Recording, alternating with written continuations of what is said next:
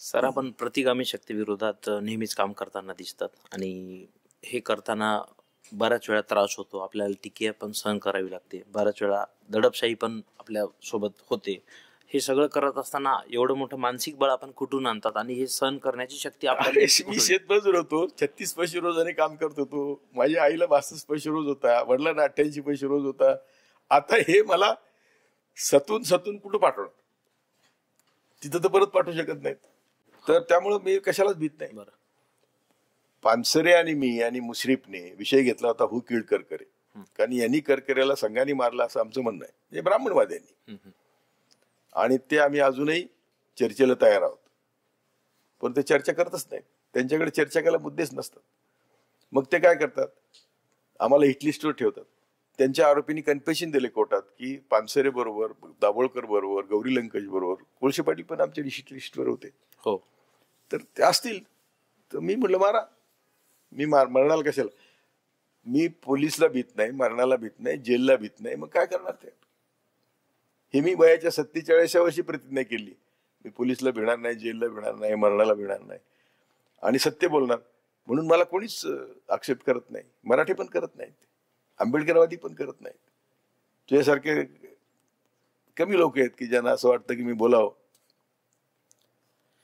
Sir, जी 99वी घटना दुरुस्ती झाली, मगाशीच आपण उल्लेख केला, तर ही जी पद्धत आहे कॉलेजांची, ती पद्धत नेमकी कशी असायला पाहिजे जेणेकरून पारदर्शकता येईल?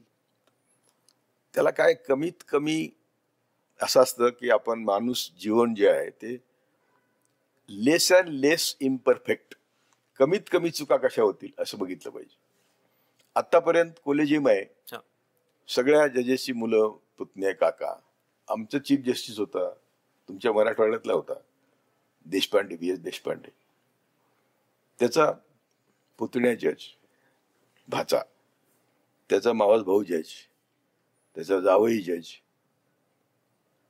त्यांना मी एका स्टेजवर तयार मी होतो, मी जज होतो आणि ते रिटायर झाले होते वाटतं. म्हणलं यांची ज्युडिशरी कशी आहे यांनाच विचारा. यांचे सगळे नातेवाईक जे यांनी भरले. तसं गजेंद्रगडेकरचा किस्सा मी सांगितला. असे अनेकांचे किस्से आहेत की चंद्रचूडचा किस्सा घे, त्याचा मुलगा पण लाईन मध्ये आहे.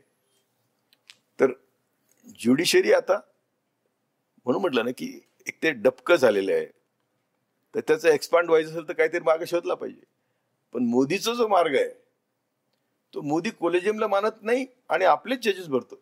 जे हिंदुत्ववादी जजेस आहेत, जे संघाचे बरोबर काम करतात, ज्यांनी संघाबरोबर किंवा संघाच्या सरकारमध्ये काम केलं, ते जजेस भरतो. ते वाईट आहे. त्यामुळे दोन्हीचा बॅलन्स साधला पाहिजे. कॉलेजियम आणि सरकार यांचा बॅलन्स साधून इंडिपेंडंट जजेस निवडले पाहिजेत, ज्यांची आयडियोलॉजी संविधानाला धरून आहे. संविधान मानायला तयार नाही. चंद्रचूड म्हणतात की रामलल्लाची आज्ञा आली, मी जजमेंट दिलं. मी जजमेंट म्हणजे संविधानाचं काय केलं तू.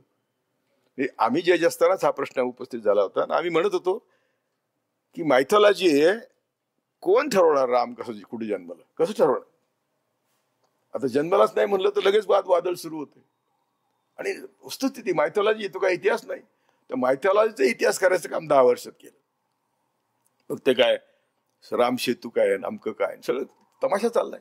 सरस्वती काय, सरस्वती नदीच्या खोदण्यासाठी त्यांनी हजारो कोटी खर्च केले. कुठली सरस्वती. तर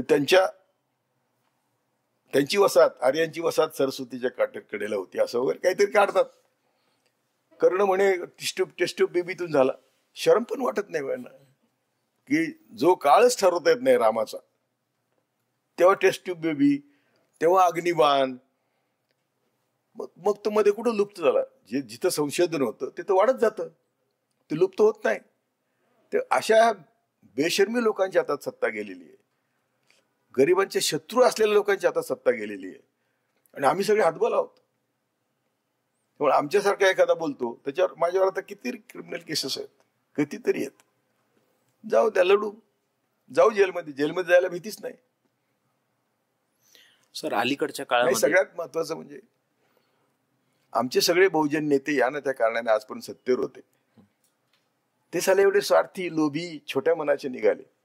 त्यांनी पैसे खाल्ले म्हणून मोदीला संधी मिळाली नाही ईडी पाठवायला, नाही तर कशाला मिळाली असती. ते जर त्यांनी स्वच्छ कारभार केला असता फुले शाह आंबेडकर सारखा, तर कशाला गेले असते. तेव्हा दोष आपला पण आहे.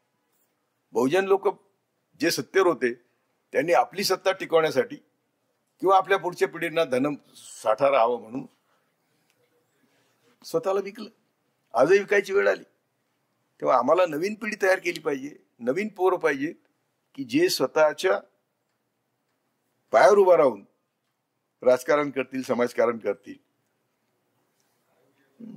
बरं सर, आजच्या काळात आपण पाहतो की कुठलाही न्यायाधीश असेल लगेच राजीनामा देतात आणि मग त्यांना लोकसभा किंवा राज्यसभेला पाठवलं जातं किंवा एखादं मोठं महामंडळ दिलं जातं.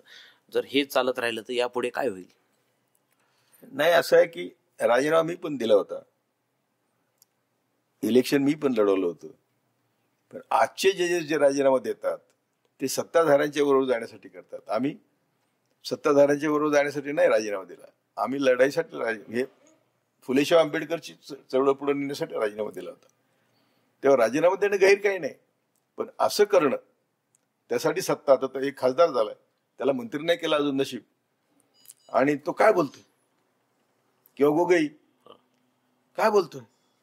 तर हे जे जजेस आहेत ज्यांना रिटायरमेंट नंतर काहीतरी बेनिफिट पाहिजे, हे सर्वात वाईट आहे. तर ह्यासाठी आपल्याला हे रोखलं पाहिजे. उलट न्यायमूर्ती पदावर बसले, आता मी इथे पीएमच्या सूटमध्ये उतरलो, मी जस्टिस सोडून किती वर्ष झाली, तरी मान आम्हाला हा मिळतो. हा मान एवढा मोठा आहे की हा कुठल्या पैशाने विकत घेता येत नाही. देशभर कुठेही गेलं तरी आम्हाला 1-2 बेडरूमचा सूट असतो, स्वस्तात राहायला असतं, खायला प्यायला असतं. लॉर्डशिप करतात लोक. म्हणलं आम्ही लॉर्डशिप मला म्हणू नका, मी सामाजिक कार्यकर्ता आहे, मी लोकांना सांगतो, पण मला ह्या फॅसिलिटीज आहे तेवढ्या मी घेतो. तेव्हा अशा सगळ्या फॅसिलिटीज असताना जजेसनी आपलं रिटायरमेंट तर काहीतरी पदव आहे, मनाने भिकारीच सर काहीच नाही, कशाला पाहिजे पद.